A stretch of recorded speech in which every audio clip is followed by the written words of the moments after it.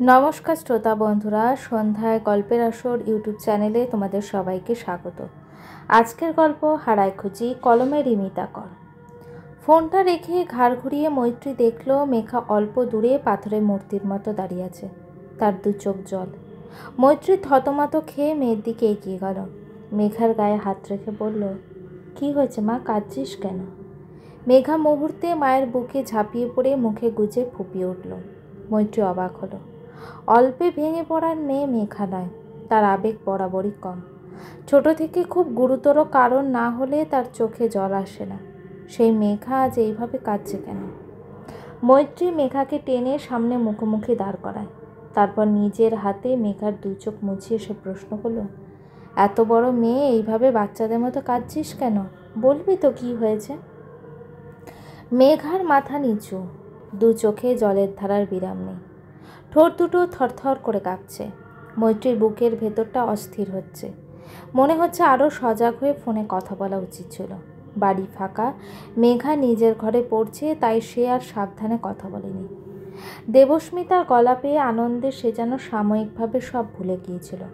কিন্তু তার মনে রাখার দরকার ছিল মেঘা অতীতের কত কথা প্রায় কিছুই জানে না। মেঘা জানে না তার বাবা কেমন ছিল, জানে না বাবা কেন তাকে ছেড়ে চলে গিয়েছিল। সে জানতো না বাবার নিরুদ্দেশ হওয়ার পর তার মায়ের জীবনটা কতটা অসহায় ছিল। আজ হয়তো সে সব শুনে ফেলল। মৈত্রী একটু ইতস্তত করেই মেঘার হাতটা ধরে সোফায় বসায়। তারপরে খুব শান্ত গলায় মেঘার হাত দুটো নিজের হাতে নিয়ে বলল, কি হয়েছে মেঘা? তুই কি ফোনে আমার বলা কথাগুলো শুনেছিস? দেবস্মিতা মানে দেবু সেই নার্সারি ক্লাস থেকে কলেজ পর্যন্ত যে আমার কাছে বা আমার সঙ্গে একসাথে পড়েছে, সেই দেবস্মিতা মাসি ফোন করেছিল, মুম্বাইয়ে থাকে। তাকেই আমার পুরনো দিনের কথা বলছিলাম। কিন্তু তুই কাঁদছিস কেন? মেঘা এতক্ষণে মুখ খুলল। কান্না জড়ানো গলায় থেমে থেমে বলল, মা, আমার জন্মটা কি বাবা চায়নি? আমার জন্যই কি বাবা নিরুদ্দেশ হলো? মৈত্রী অবাক হয়ে বলল, এটা কখন বললাম?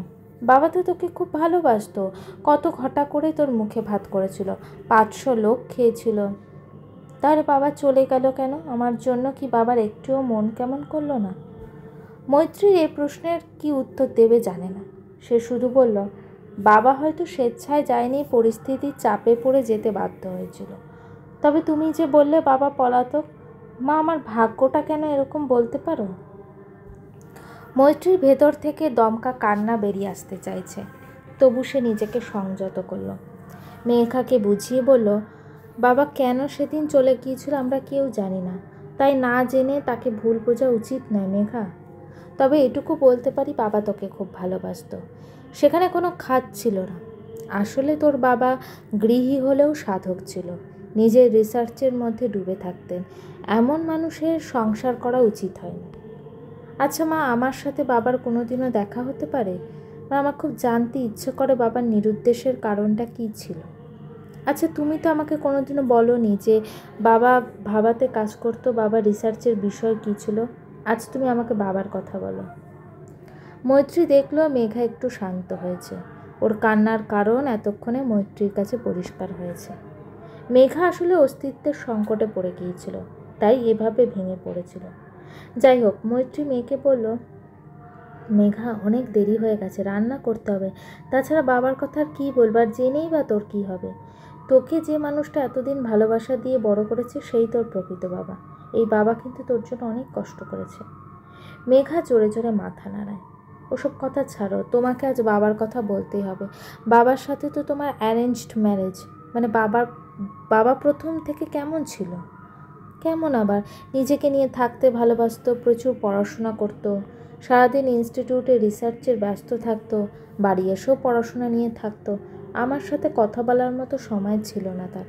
তাই তো একটা সময় বিদেশে থাকতে গভীর ডিপ্রেশনে চলে গিয়েছিলাম। মেঘা কিছুটা শান্ত হয়েছে। একরাশ কৌতূহল নিয়ে সে মায়ের দিকে তাকিয়ে আছে।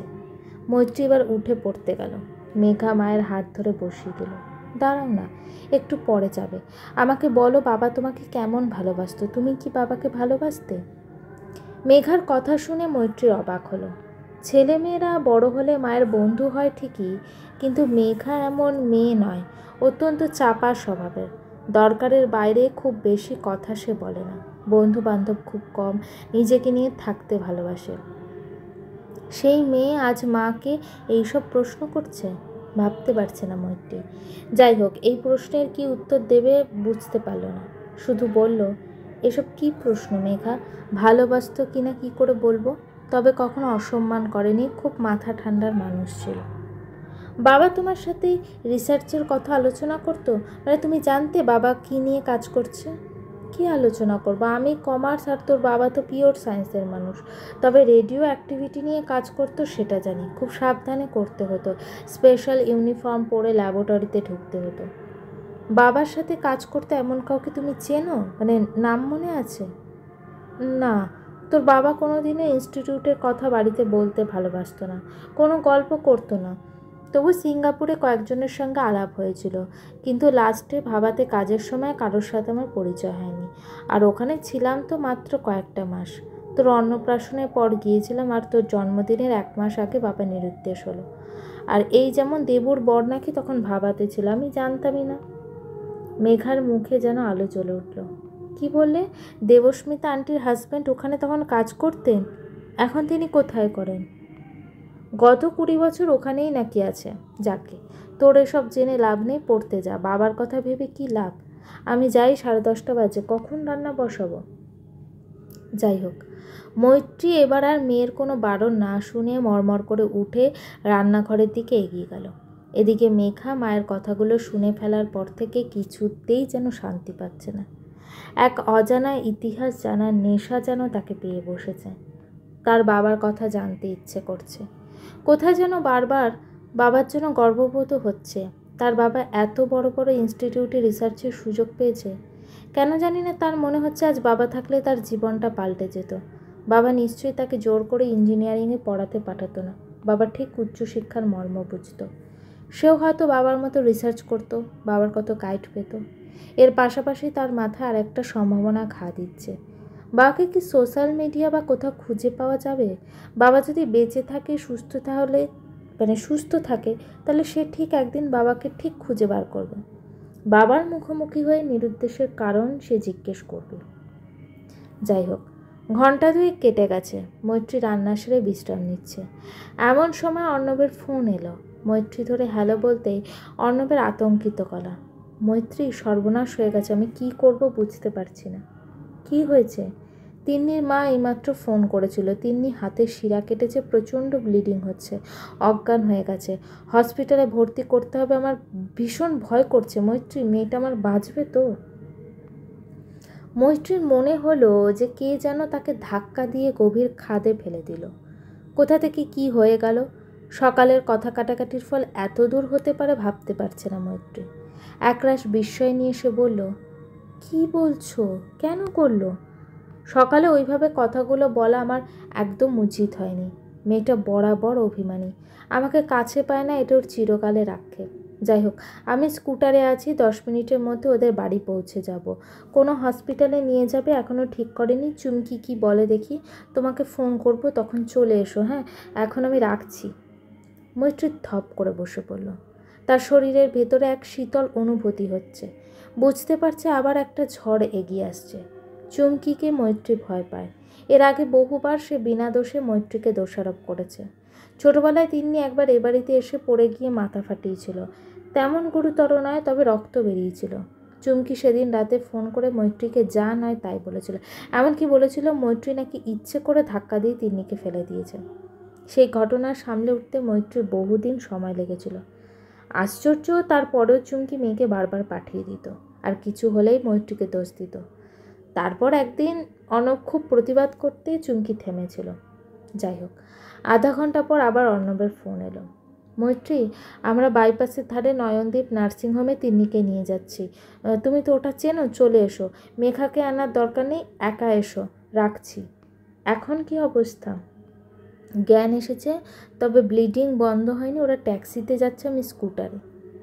মৈত্রী একটু ভয় ভয় বলল, আমার যাওয়াটা কি ঠিক হবে? চুমকি থাকবে তাই বলছি। কি বলছো? তিনি আমার মেয়ে মৈত্রী, ওর এত বড় বিপদে তুমি পাশে থাকবে না? না না, তা বলছি না। তুমি কি বলছো আমি বুঝতে পারছি না। তোমার যা ইচ্ছা হয় তাই করো। ফোনটা কেটে দিল অর্ণব। মৈত্রী পরিষ্কার বুঝতে পারল যে অর্ণব তাকে ভুল বুঝল। এই পরিস্থিতিগুলো মৈত্রীকে বড় অসহায় করে দেয়। তখন তার ইন্দ্রর কথা খুব মনে পড়ে। ইন্দ্র চলে না গেলে তো তার জীবনটা এতটা জটিল হতো না। অর্ণবকে বিয়ে করে থেকে সে যেন কেমন একটা গোলক ধাঁধায় পড়ে গিয়েছে। বিয়ের প্রথম দিকে তাকে দূর থেকে লড়াই করতে হতো চুমকির সাথে, কিন্তু তিন্নি বড় হওয়ার পর থেকে সে লড়াই যেন ঘরের ভিতর ঢুকে পড়েছে। তিন্নির ব্যাপারে অর্ণব ভীষণ স্পর্শকাতর, বুঝতেই চায় না যে তিন্নিকে শাসন করা দরকার। তিন্নিও যেন ধরে নিয়েছে সে যা করবে বাবা তাই মেনে নেবে। তাই আজ সকালে বাবা তার ওপর ওইভাবে চিৎকার করে উঠতে পারে সে যেন কল্পনাই করতে পারেনি। মৈত্রীর বুঝতে বাকি রইল না যে বাবার কাছ থেকে সহানুভূতি আদায় করার জন্য তিনি এত বড় কাণ্ড ঘটিয়েছেন। মৈত্রী মেঘাকে ভাত বেড়ে দিয়ে তৈরি হয়ে নিল। মেঘাকে অতি সংক্ষেপে তিন্নির ব্যাপারটা বলল। মেঘা বিশেষ আগ্রহ দেখালো না। তিন্নিকে ইদানিং মেঘা গ্রাহ্যই করে না। যত বড় হয়েছে তিন্নির মেঘার প্রতি হিংসা বেড়েছে, আর মেঘার তিন্নির প্রতি অগ্রাহ্য বেড়েছে। সে সহজে বুঝিয়ে দেয় তিন্নির কোনো অস্তিত্ব তার জীবনে আর নেই। অদ্ভুত শক্ত মনের মেয়ে মেঘা। মৈত্রী নিজে মা হয়ে মেয়ের ব্যবহার দেখে অবাক হয়ে যায়। তার সাথে কোথাও যেন মেঘার মিল নেই। এক শক্ত বর্মে মেঘা নিজেকে ঘিরে নিয়েছে। তার মায়েরও যেন সেখানে প্রবেশাধিকার নেই। যেমন আজ তিন্নি শিরা কেটেছে জানার পর মেঘার মধ্যে কোনো পরিবর্তন হলো না। একবার জিজ্ঞাসাও করলো না কেন হয়েছে বা এখন কেমন আছে। যাই হোক, একরাশ ভয় দ্বিধা বুকে নিয়ে মৈত্রী রওনা দিল। নার্সিংহোমে পৌঁছে অর্ণবকে মৈত্রী ফোন করলো। আমি এসে গেছি, কোথায় তুমি? এমার্জেন্সিতে আছি, চলে এসো। আমাকে ঢুকতে দেবে? নাম বলে দেখো, নাহলে আমাকে ফোন করো।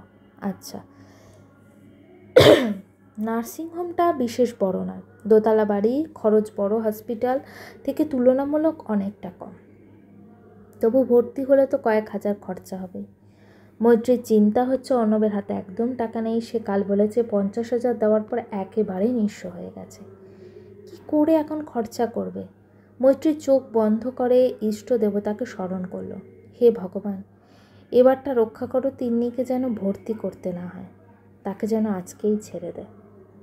পেছনের দিকে এমার্জেন্সিতে পৌঁছে তিন্নির নাম বলতে সিকিউরিটি মৈত্রীকে ঢুকতে দিল।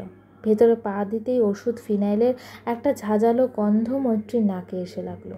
গা যেন গুলিয়ে উঠল ছোট ছোট ঘর, অপরিষ্কার চারদিক। কম পয়সায় এর চেয়ে ভালো আর কি হবে। সবুজ পর্দা সরিয়ে মৈত্রী অর্ণবকে দেখতে পেল। পাশে সাদা রঙের লোহার খাটে তিনি শুয়ে আছে। তার পাশে টুলে মেয়ের গায়ে হাত রেখে চুমকি বসে আছে, স্যালাইন চলছে। তিনি চোখ বন্ধ, কবজিতে সাদা ব্যান্ডেজ। মৈত্রীকে দেখে অর্ণব এগিয়ে এলো। মৈত্রী এসো। মৈত্রী পায়ে পায়ে বেডের কাছে এগিয়ে আসে। চুমকি সেদিকে তাকিয়ে ভুরু কুঁচকে মুখ ঘুরিয়ে নিল। তিন্নি চোখ খোলে। মৈত্রীকে দেখে তার চোখ মুখ পাল্টে গেল। ধীরে ধীরে নিচু স্বরে বলল, বাপি তুমি ওকে ডেকেছো কেন? প্লিজ ওকে চলে যেতে বলো। অর্ণব হতবাক। কিছু বলার আগে তিনি জোরে জোরে মাথা নাড়তে থাকে। মৈত্রী কিং কর্তব্য বিমূঢ়। চলে যাবে কি না ভাবছে। অর্ণব তিন্নির দিকে এগিয়ে গিয়ে তার মাথায় হাত রাখে। এমন করে বলে না তিন্নি, মামুনি টেনশনে ছুটে এসেছে, এক্ষুনি চলে যাবে, তুই শান্ত হ। ওকে আমি সহ্য করতে পারি না বাপি, তুমি বেরিয়ে যেতে বলো। মৈত্রীর পাকে যেন মাটিতে গেঁথে দিয়েছে। অপমানে চোখ জ্বালা করছে, তবু চলে যেতে পারছে না। চুমকি উঠে দাঁড়ায়, গলার স্বর চড়ায়। মৈত্রী তুমি চলে যেতে পারছো না? দেখছো না তিন্নি কেমন করছে? আর কত কষ্ট দেবে? সকালে মেয়েটাকে বাড়ি থেকে তাড়িয়ে দিয়েও তোমার শান্তি হলো না। এখন দেখতে এসেছো বাঁচবে কি না? বেরিয়ে যাও বলছি, আর কোনো দিনও এখানে আসবে না। অর্ণব কিছু বুঝে ওঠার আগেই মৈত্রী ছুটে বেরিয়ে এলো। মুখে আঁচল চাপা দিয়ে হাউ হাউ করে কেঁদে উঠল। তারপর খেয়াল হলো এখান থেকে তাকে পালাতে হবে, না হলে অর্ণব তিন্নিকে ফেলে তার পিছু নেবে। আবার সে অপমানিত হবে। মৈত্রী ছুটতে শুরু করলো। নার্সিংহোম থেকে বেরিয়ে প্রাণপণে ছুটে ডান দিকে একটা গলিতে ঢুকে পড়ল। একটা ফাঁকা অটো পেয়ে প্রায় লাফ দিয়ে তাতে উঠে পড়ল। ততক্ষণে তার হাতের ফোনটা কেঁপে উঠছে বারবার। অটোয় উঠে দেখলো অর্ণবের নম্বর। মৈত্রী ফোনটা সুইচ অফ করে ব্যাগের মধ্যে রেখে দিল। মৈত্রীর হাব ভাব দেখে অটোর অল্প বয়সী ড্রাইভার ছেলেটা একটু অবাক হয়ে বলল, কোথায় যাবেন? মৈত্রীর গলা কাঁপছে। কোনো রকমে বলল, স্ট্যান্ডে। মৈত্রী জানে না এই অটোর স্ট্যান্ড কোথায়। সে শুধু জানে তাকে পালাতে হবে, অনেক দূরে কোথাও তাকে চলে যেতে হবে। অর্ণব আর তার মেয়ের মাঝখানে সে আর কোনো দিনও আসবে না। ঠিক যেমন করে একদিন ইন্দ্র হারিয়ে গিয়েছিল, সেও তেমনি করেই হারিয়ে যাবে। কেউ তাকে কোনো দিনও খুঁজে পাবে না। গল্পটি কেমন লাগলো অবশ্যই কমেন্ট করে জানিও। আর আমার চ্যানেলের গল্পগুলো যদি তোমাদের ভালো লেগে থাকে চ্যানেলটিকে সাবস্ক্রাইব করে পাশে থেকো। গল্পের পরবর্তী অংশ খুব শীঘ্রই আসছে।